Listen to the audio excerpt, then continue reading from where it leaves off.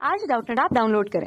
Doubtnut पर अपने सभी गणित, रसायन विज्ञान, भौतिक विज्ञान और जीव विज्ञान के डाउट्स का करो सफाया। बस प्रश्न की फोटो खींचो, एक ही प्रश्न को क्रॉप करो और तुरंत वीडियो सोल्यूशन पाओ। अभी डाउनलोड करें। नमस्कार दोस्तों, हमसे पूछा है आइंस्टीन समीकरण के आधार पर प्रकाश विद्युत प्रभाव की व्याख्या कीजिए। तो दोस्तों, प्रकाश विद्युत प्रभाव होता क्या है? ये मान लो कि हमारे पास धातु की प्लेट है। अब धातु की प्लेट में होता क्या है? परमाणु होता है, और परमाणु में क्या होंगे? इलेक्ट्रॉन्स होंगे। अब ये इलेक्ट्रॉन्स है, तो मान लो इस धातु पर एक प्रकाश आपतित हो रहा है। तो प्रकाश में क्या होता है? फोटॉन्स होते हैं, कणों के रूप में होते हैं, जो कि कणों के रूप में होते हैं। तो ये हमारा मान लो प्रकाश है और ये आपतित हो रहा है। तो प्रकाश आपतित हो रहा है, तो आपतित प्रकाश की एक आवृत्ति होगी, आपतित प्रकाश, और उसकी आवृत्ति होती है, वो क्या होती है? म्यू। तो ये म्यू यहाँ पे क्या है? आवृत्ति। अब दोस्तों, जो म्यू यहाँ पे आवृत्ति है प्रकाश की, तो यहाँ पे मान लो कि मैंने एक फोटोन ले लिया। अब फोटोन है तो फोटोन क्या है? एक कण है, और फोटोन एक कण है तो उसकी एक ऊर्जा भी होगी।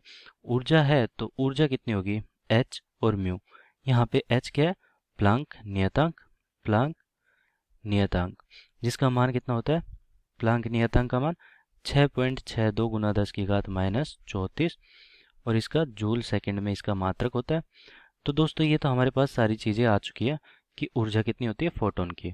अब यहाँ से एक फोटोन चला, ये आपतित प्रकाश हो रहा है, तो आपतित प्रकाश मतलब कि इसका फोटोन यहाँ से चला और यहाँ पर एक इलेक्ट्रॉन से टकराया। ठीक है, अब ये इलेक्ट्रॉन से टकरा रहा है, तो हो क्या रहा है कि इलेक्ट्रॉन्स को यहाँ से बाहर निकाल देगा, और अगर इलेक्ट्रॉन्स को बाहर निकालने के लिए एक निश्चित ऊर्जा की आवश्यकता होगी, उसे हम कहते हैं कार्यफलन। कार्यफलन। अब ये कार्यफलन का मतलब यहाँ पे क्या है कि इस इलेक्ट्रॉन को इस धातु से बाहर निकालने के लिए एक कार्य करना पड़ेगा, मतलब कि ऊर्जा फोटोन की कुछ यहाँ पे खर्च होगी, उसे हम कहते हैं कार्यफलन।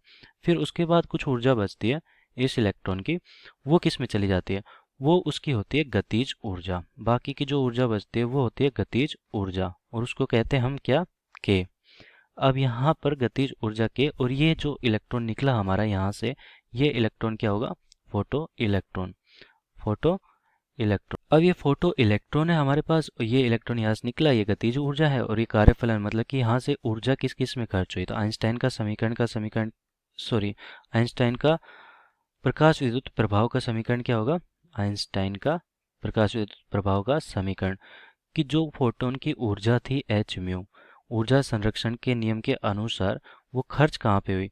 कार्यफलन में, फाई में, और गतिज ऊर्जा के में। तो ये दोनों ऊर्जा मतलब कि ये एच म्यू जो हमारी फोटोन की ऊर्जा है, वो किस किस में खर्च हुई? एक कार्यफलन में, एक गतिज ऊर्जा में। तो ये हमारे पास समीकरण आ गया। तो दोस्तों, ये समीकरण किसके लिए है? ये है एक इलेक्ट्रॉन एक फोटोन के लिए। ठीक है, तो यहाँ पे कितने फोटोन्स काम आए? केवल एक फोटोन, केवल एक फोटोन काम आया, एक फोटोन काम आया। ठीक है, और क्या निकल रहा है? एक इलेक्ट्रॉन को निकालने के लिए कार्यफलन और एक इलेक्ट्रॉन की गतिज ऊर्जा। तो एक के, केवल एक के लिए ही है सब कुछ ये। ठीक है, तो एक कण के लिए मतलब कि एक इलेक्ट्रॉन, एक फोटोन और एक जो फोटो इलेक्ट्रॉन है। तो जब यहाँ पे जब मैं क्या करता हूँ, तीव्रता को बढ़ा रहा हूँ, तीव्रता को मैं बढ़ा देता हूँ प्रकाश की, तो मतलब हुआ क्या? फोटोन की संख्या बढ़ रही है। अब फोटोन की संख्या बढ़ रही है तो क्या होगा? हमारे फोटो इलेक्ट्रॉन की संख्या बढ़ेगी, तो फोटो इलेक्ट्रॉन की संख्या के समानुपाती हो जाएगा। फोटो इलेक्ट्रॉन की संख्या बढ़ रही है। अब दोस्तों, यहाँ पे देखो, ये क्या है? मान लो कि इसकी गतिज ऊर्जा शून्य हो जाती है। गतिज ऊर्जा मैंने मान ली कि शून्य होगी, के बराबर शून्य। तो क्या होगा? एच म्यू बराबर फाइव, मतलब कि जो ऊर्जा आ रही थी वो सारी की सारी किस में खर्च हो रही है? कार्यफलन में। तो मतलब कि निश्चित ऊर्जा जिसके लिए कार्यफलन के बराबर ऊर्जा हो जाए, उसे हम क्या कहते हैं? उसे कहते हैं कि उस प्रकाश की आवृत्ति को हम कहते हैं देली आवृत्ति। देली आवृत्ति। अब ये देली आवृत्ति हमारे पास, तो ये वाला समीकरण हमारा क्या हो गया? देली आवृत्ति के लिए हो गया कि कार्यफलन के बराबर उसकी ऊर्जा हो जाएगी।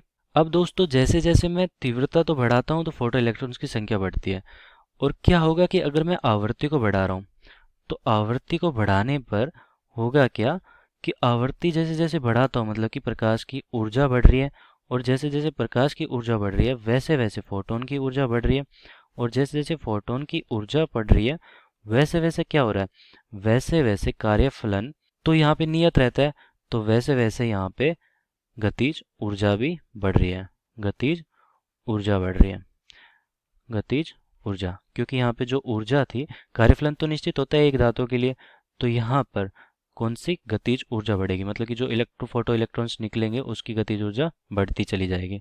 तो दोस्तों ये हो गया पूर्ण व्याख्या। धन्यवाद। कक्षा 6 से 12वीं से लेकर नीट, IIT, JEE वो एडवांस के लेवल तक 1 करोड़ से ज्यादा छात्रों का भरोसा। आज ही डाउनलोड करें डाउटनेट ऐप या व्हाट्सएप करें अपने सारे डाउट्स 8400 400 400 पर।